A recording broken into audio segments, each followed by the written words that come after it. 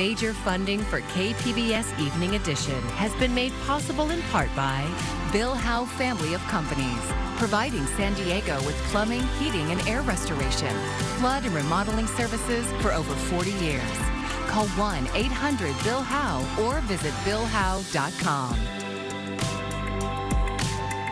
And by the Conrad Trebas Foundation, Darlene Marcos Shiley, and by the following.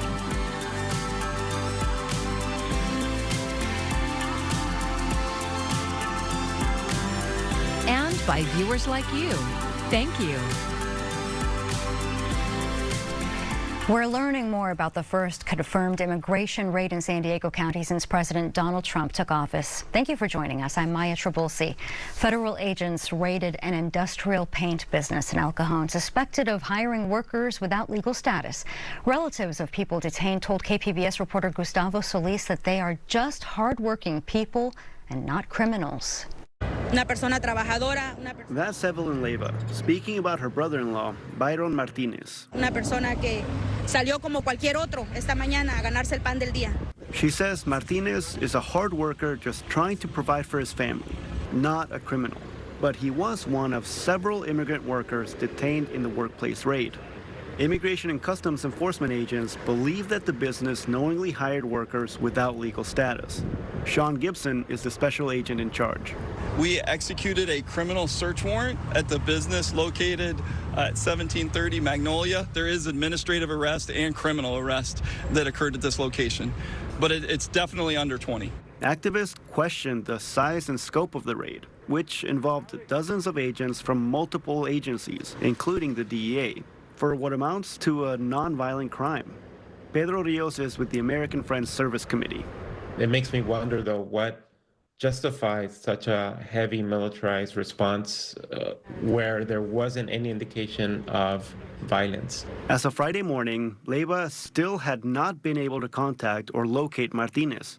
He's the family's primary earner, and Leiva is worried about the family's financial future. Gustavo Solis, KPBS News. The Dr. Bronner's soap company has settled a wrongful death lawsuit filed by the family of a former employee. KPBS investigative reporter Scott Rod says the two sides are not disclosing the terms of the agreement. Vista-based Dr. Bronner's has long advocated for greater access to psychedelic drugs for medicinal purposes. Several years ago, it began offering employees ketamine-assisted mental health therapy. Denise Lozano was a member of the events and promotions team at Dr. Bronner's. Lozano died in 2022 of an accidental overdose during what was supposed to be a ketamine-assisted massage at her home. Dr. Bronner's has maintained the massage had no connection to its official ketamine-assisted mental health program. Lozano's family filed a lawsuit against Dr. Bronner's in December. The suit alleged company leaders helped arrange the ketamine massage. The two sides resolved the suit last week, and the family dropped its allegations against the company, according to a recent joint statement. Both sides declined an interview request. The Lozano family is still pursuing its lawsuit against the unlicensed masseuse who allegedly gave Lozano the ketamine massage. Scott Rod, KPBS News. If you have a tip for KPBS's investigations team, you can send an email to investigations@kpbs.org, or you can message them on our secure signal line at the number on your screen, 619-594-8177. Tonight, we do have extra clouds, onshore flow coming through, maybe even just a little bit of drizzle out there for a few locations. It's really going to be less than the past couple of nights, so we're not talking about much, but there's that chance as temperatures fall into the mid-50s for the city. Other spots into the 40s. I'll have our full forecast coming up. The state fire marshal this week released new maps showing an increase in areas designated as very high fire risk. It's the first update in 14 years. As KPBS North County reporter Alexander Wynn shows us, one North County city saw a significant increase. My first instinct was fear. We first met Fran Devlin more than 10 years ago during the Poinsettia fire. That fire destroyed 8 homes, an 18-unit condo complex, and several businesses. Devlin was rushing home to help evacuate his family. We've had a couple of different scares here. According to the recently released fire hazard severity zone maps by the state fire marshal, Carlsbad saw a nearly 70% increase in very high-risk acreage, from a little more than 4,800 acres to nearly 8,200 acres. We've been expecting these for a long time. The last time the maps were updated was in 2011. Carlsbad Fire Marshal Darcy Davidson says while it is a big increase, it was not a surprise. The CAL FIRE maps are based on a scientific model that uses the latest data that includes vegetation, drought conditions, and changes over time. So these maps are accurately reflecting the condition that we have. She says the maps are helping the city identify high hazard areas to focus resources on. California State Fire Marshal Daniel Berland says that's the point of the maps, to help cities and counties better plan new communities. He says the reason for the increase in high hazard fire zones is because of better modeling, accounting for embers. Many of the wildfires we've been seeing, embers are flying from these fires upwards of a mile away. And so that means that, we're seeing a lot more urbanized areas be considered in a fire hazard area because of the flying embers. That's something Devlin says happened in the Poinsettia fire. 10 years ago, right outside of the back gate up here, a couple of houses were impacted by just that. I mean, just because the screen, they didn't shut the window, they just left the screen. The ember just kind of flew, got through the screen, landed on the carpet, and then... Carlsbad was not the only area that saw an increase. Overall, San Diego County saw a 26% increase. Local jurisdictions have 120 days to adopt these maps, and they cannot decrease from the severity zone area. Once adopted, they will go into effect no later than July 31st. In Carlsbad, Alexander Nguyen, KPBS News. Tariffs on Canadian lumber are set to take effect next week. Coming up, how the new taxes could hamper efforts to rebuild neighborhoods devastated by January's fires in Los Angeles. St. Luke's Episcopal Church in North County broke ground today on a 78-unit affordable housing complex. KPBS Metro reporter Andrew Bowen says it represents a growing trend. Reverend Susan Brown Snook, Bishop of the Episcopal Diocese of San Diego, opened the groundbreaking ceremony by quoting the prophet Jeremiah. Build houses and live in them. Seek the welfare of the city where I have sent you, and pray to the Lord on its behalf, for in its welfare you will find your welfare. More and more churches in San Diego are finding a role to play in solving the region's housing crisis. Many have excess real estate in prime locations, but lack the resources to develop it on their own. St. Luke's is partnering with affordable housing developer Trestle Build, which is paying the church for a ground lease. The church gets money to continue its ministry, and the community of North Park gets more affordable housing. We first looked at this site maybe 6 or 7 years ago, but the zoning didn't allow enough scale for a project to actually be feasible. Through the innovative Complete Communities policy, that changed, and there was enough density to now have a project be feasible on this site. Complete Communities is a city program that offers developers relief from certain zoning restrictions in exchange for building affordable housing. Here's how it works. 3 market-rate housing projects used the program to build more housing than would otherwise be allowed. But rather than include subsidized affordable homes in their projects, they're paying Trestle to consolidate them into the development at St. Luke's. Steve Russell of the nonprofit San Diego Housing Federation says this so-called off-site affordable housing option gets more housing built at all income levels. Because we are seeing a significant amount of market rate development right now, this off-site provision has actually provided a really significant revenue stream for the production of 100% affordable buildings that can be built more efficiently, can actually leverage the dollars that are being contributed, and ultimately have a really positive impact on the housing crisis. The affordable housing next to St. Luke's is expected to open in about 2 years. Andrew Bowen, KPBS News. Mass layoffs are coming for the Department of Veterans Affairs. The VA secretary says about 80,000 employees could be laid off to increase efficiency. Lee Waldman spoke to some VA employees who are worried that these cuts will impact their ability to serve veterans. The veterans just aren't going to get taken care of the way they should be. Fears are mounting for Veterans Affairs employees and their union representation, American Federation of Government Employees, over sweeping layoffs planned for the department.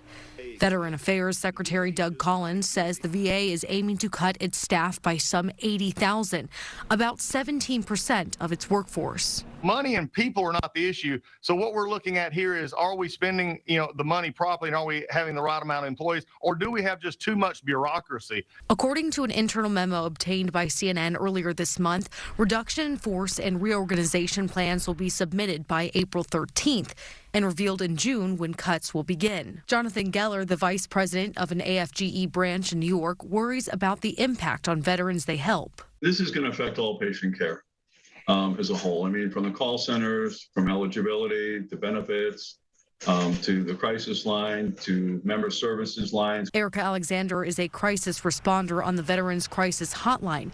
She believes layoffs will leave veterans without critical safety nets and mental health support. I think it's going to be hard to make sure that no calls go unanswered. They gave so much for their country, but Geller worries the country won't be able to give back to them. This was a promise. We promised these men and women to care for them. In New York, I'm Lee Waldman. An investigation showed stark racial disparities in how robbery murders were sentenced under former San Diego District Attorney Paul Pfingst. Nearly all white defendants were given the possibility of parole. Nearly all black defendants were not. KPBS reporter Katie Hyson tells the story of one of the men serving life without parole and new legislation giving him hope. You have a prepaid call from Smith, an incarcerated individual at the California State Prison, Los Angeles County. even though I have a life without the possibility plus 206-year sentence, I know that the good Lord has a plan for me in the near future. Marquel Smith didn't always talk this way.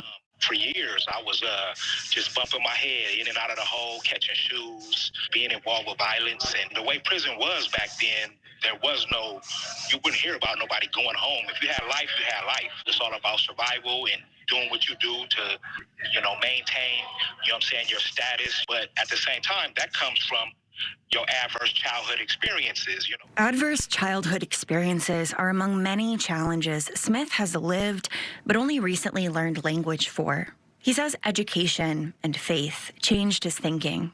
A priest used to visit him in solitary confinement. He started attending the prison's church services and college classes. Now I want to, be an engine of putting a stop to the self-destruction that goes on in the same type of communities in which I come from. He wrote 2 books, including one to steer youth away from crime. He quit cursing and smoking weed. He mentors other incarcerated people. He says he hasn't been written up for bad behavior since 2016. I want others to understand that there's a better way, and love is the key. Despite these changes, Smith can't go before the parole board to let them decide if he deserves it. His sentence doesn't let him. He was convicted of killing the 19-year-old clerk during a convenience store robbery. He denies that. Whether Marquel Smith is innocent or guilty doesn't change the racial differences in the sentencing of cases like his. And Smith thinks there was racial bias in his trial, too. The judge was calling me and my co-defendant dudes, and when the detective was allowed to talk about, ghetto gang hits in my case, and my case is not even a gang case. You know what I'm saying? And why are you talking about the ghetto, in front of a jury? That had to be racist. You know what I mean? I knew that long ago, but I didn't know how to incorporate it into my arguments and find any case law that was against it. He has an appeal hearing in May. If that's denied, he might appeal again under California's Racial Justice Act, or RJA. It would allow for resentencing if he could prove racial bias in his case. When the RJA was passed in 2020, Colleen Chen got to work. It was definitely a lot of pain to do it. She co-directs the Berkeley Center for Law and Technology. She wanted to provide evidence for the unequal treatment Black people have voiced for decades. Lived experience has been there the whole time, but the ability to tell a more broad story based on data has been missing. She built a database to compare racial outcomes in the California justice system. She found a pattern she calls striking. So what you might hear is, in general, we see that Black people are overrepresented in the criminal justice system. But when you actually go at the granular level and look specifically at, well, are they arrested more? Are they convicted more? At every county and every single charge, we saw that there was disparity. It's really hard to explain that as existing without the presence of bias. Chen says bias doesn't mean the judge or the attorney or arresting officers are explicitly racist, but that unconscious attitudes add up at every step of the judicial process. Marquel Smith wants to earn a law degree and change that. A new state bill introduced this month could give him the opportunity. SB 672. It would allow all people convicted for crimes committed between the ages of 18 and 25, when brains aren't fully developed yet, to go before the parole board after 25 years.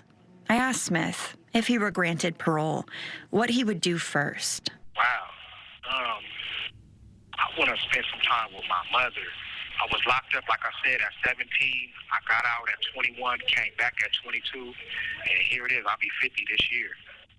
So I haven't had a chance to spend no time with my mother. She wants the same. I just want to see my baby come home. This is what Smith wants people to know. People do change, you know what I'm saying? And if people see that people can change, you know what I'm saying, that should mean something. The California legislature has 6 months to pass SB 672.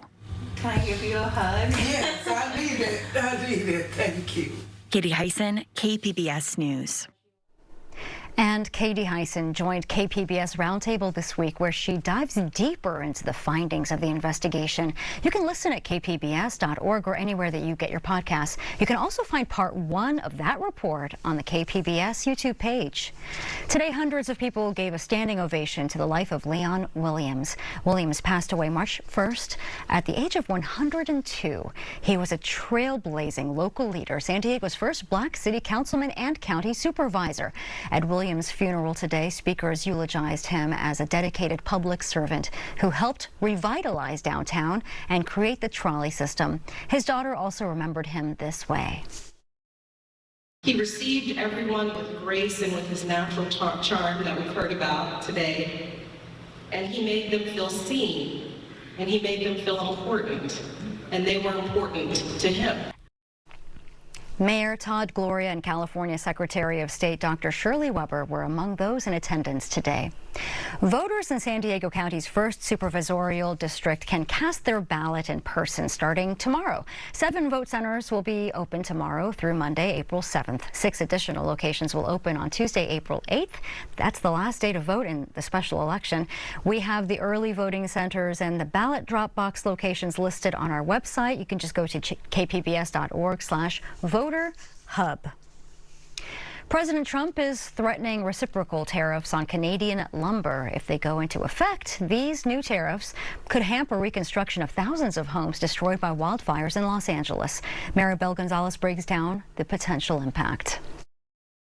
We're not going to bend. Amid ever-changing tariff threats from President Donald Trump, thousands of Southern California wildfire victims wonder what such measures could mean to their rebuilding efforts after the Palisades and Eaton fires. Lumber obviously is a big expense of building a home. It's about 10 to 20% of the overall cost of a house. Last year, the U.S. sourced nearly 25% of softwood lumber from Canada, a material critical to home construction. Most of what you see is a softwood lumber. So the edge parameter of the roof, those are pine. But Trump says America can do without Canadian lumber. We don't need their lumber. Economists say he's technically right. The U.S. has roughly 300 billion trees, but it's not that simple. It takes years to build the supply chain. You need more sawmills. You can't build sawmills tomorrow. And that investment could cost up to $400 million. For lumber suppliers in Los Angeles, it's not so much the possible tariffs that are a concern, but more so the scale and demand created by the historic wildfires. Someone like me who sources most of our Doug fir that is cut down in the United States, eventually that demand's going to push it to where wholesalers will have to start sourcing from Canada. So I do think it will have an effect on all lumber pricing. I'm Maribel Gonzalez reporting. Trump administration policies could mean less funding for over 3 dozen libraries across San Diego County. Earlier this month, Earlier this month, President Trump signed an executive order to reduce the Institute of Museum and Library Services. The San Diego Public Library received hundreds of thousands of dollars from IMLS to create new programs like the Homeschool Resource Center in Mission Valley. Our media partner KGTV spoke with a parent about what losing the center could mean for her 3 daughters who are homeschooled. It kind of levels the playing field for homeschooling families who maybe don't have as many resources financially because they have so many materials and things that you can borrow and use. You don't have to pay for everything out of pocket. Can do so and feel confident that their students aren't missing out on anything. You can come check out a microscope. You can come check out curriculum. You can look at curriculum in advance before you purchase it so you make wise choices that are actually going to fit your students, instead of buying something and then finding that it didn't work out and then you have to spend more money. The IMLS offers over $200 million each year in grant money throughout all 50 states. Other local programs for media arts, career development, and family outreach could also lose funding.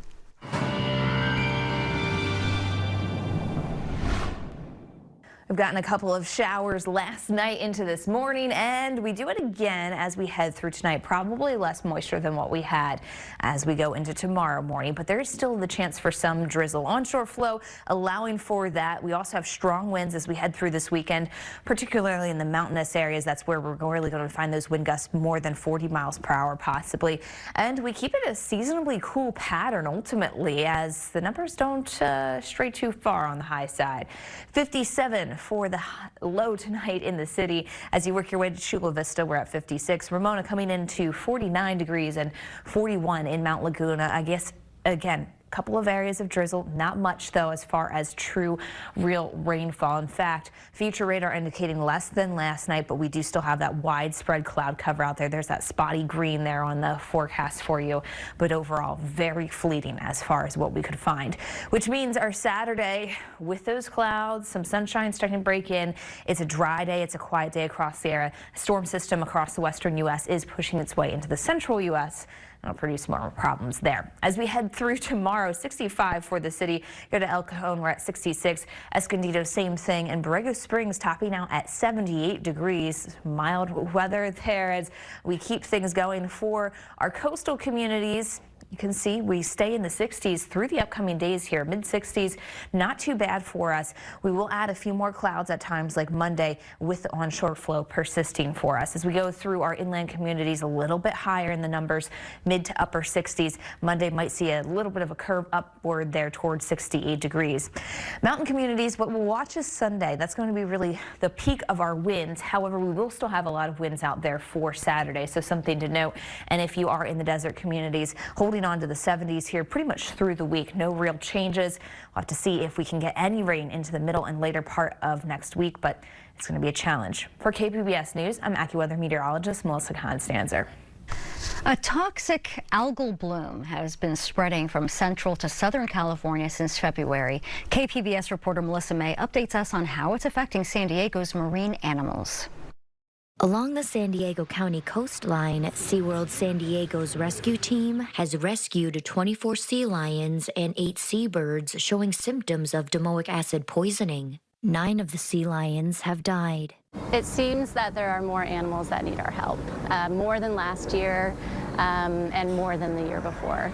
Jenny Smith is curator of the rescue program at SeaWorld San Diego. She says domoic acid is a naturally occurring neurotoxin produced by certain harmful algal blooms. The algae bloom is called pseudonychia. Fish eat the algae, and then the sea lions eat the fish, and it causes the sea lions to have seizures. It affects their brain. It affects their heart. Clarissa Anderson is the director of the Southern California Coastal Ocean Observing System at Scripps Institution of Oceanography. It wasn't until just this last week that we started to see measurements or get measurements, hits of toxin measurements at Scripps Pier and other places in San Diego. Smith says SeaWorld has received an influx of calls in the past week about distressed sea animals.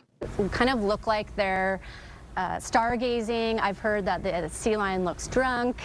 I've heard so many different things. They can be abnormally aggressive. They can look just totally out of it because the toxins. Anderson says this year's algal bloom is slightly different from previous ones. We've seen domoic acid in the water this early in the year before. It's not that unusual. Having all these animals come in this time of year is unusual. And it looks to me like it's connected a bit to La Nina. We're having an early onset upwelling, which is what fuels these blooms. Smith says SeaWorld has brought in additional staff to help care for the affected animals. The best treatment for all of these animals is to provide them with lots of fluids and try to flush out that toxin. So that's kind of the first step. After we rescue them, we assess them. SeaWorld confirmed they also received calls about 2 common dolphins. One went back into the ocean and the other died during transport. Meanwhile, Smith introduces us to 3 adult female sea lions who are responding well to treatment. She expects they will eventually be released. If you see a marine animal that may have domoic acid poisoning, SeaWorld recommends staying at least 50 feet away and calling 1-800-541-7325. Providing the location, size of the animal, symptoms, and behavior can be helpful. Melissa May, KPBS News. Be sure to join us tonight for KPBS News This Week, where we revisit the most impactful and intriguing original reporting of the week. This week airs every Friday at 8:30 right here on KPBS. And you can find tonight's stories on our website, kpbs.org. Thanks for joining us. I'm Maya Trabulsi. Have a great evening. Major funding for KPBS Evening Edition has been made possible in part by Bill Howe Family of Companies, providing San Diego with plumbing, heating, and air restoration, flood and remodeling services for over 40 years. Call 1-800-BILL-HOWE or visit billhowe.com. And by the Conrad Prebys Foundation, Darlene Marco Shiley, and by the following.